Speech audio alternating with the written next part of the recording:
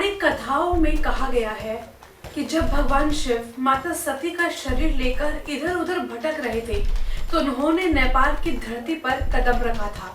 काठमांडू का कोटेश्वर, बागमती नदी का किनारा, और वहीं से शुरू होती है एक ऐसी कहानी जो आज नेपाल की राजनीति को हिला चुकी है।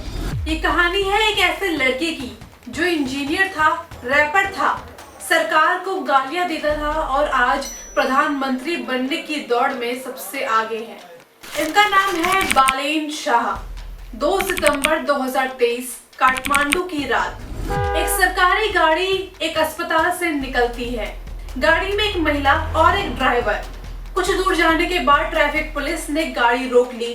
सवाल पूछा गया, छुट्टी वाले दिन सरकारी गाड़ी क्यों चल रही है?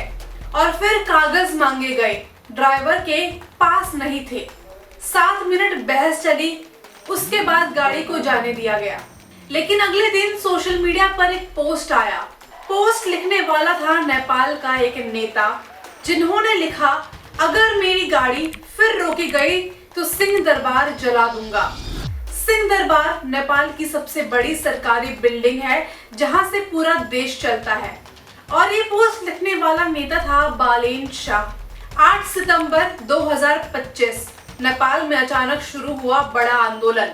सरकार ने सोशल मीडिया बैन लगा दिया। फेसबुक, ट्विटर, यूट्यूब सब कुछ बंद था और इसी कारण नेपाल के युवा भड़क गए।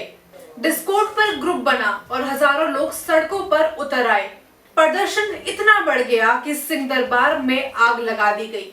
प्रधानमंत्री को इस्तीफा देना पड़ा और इसी आंदोलन में एक नाम सबसे ज्यादा लिया गया, बालेन शाह।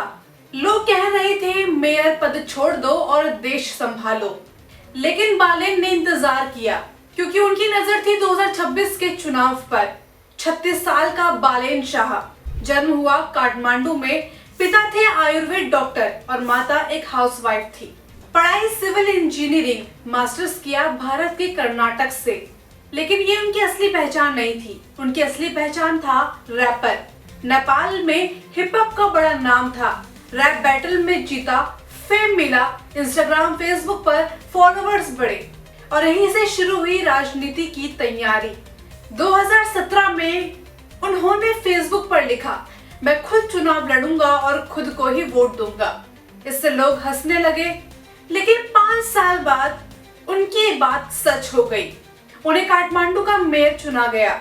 बालेन शाह निर्दलीय उम्मीदवार, सामने बड़ी पार्टी, लेकिन नतीजा आया, सब चौंक गए। सबसे ज्यादा वोट बालेन शाह। रैपर से मेयर, यहीं से शुरू हुई नई राजनीति।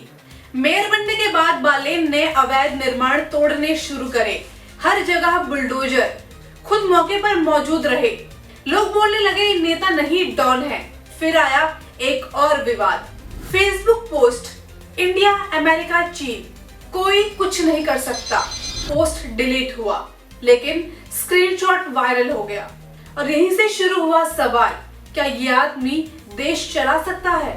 2023 फिल्म आदि पुरुष रिलीज हुई, लेकिन काठमांडू में इस फिल्म पर बैन लग गया और इसका कारण था सीता माता को भारत का बताया गया था और इस पर बालेन बोले सीता माता जनकपुर की है।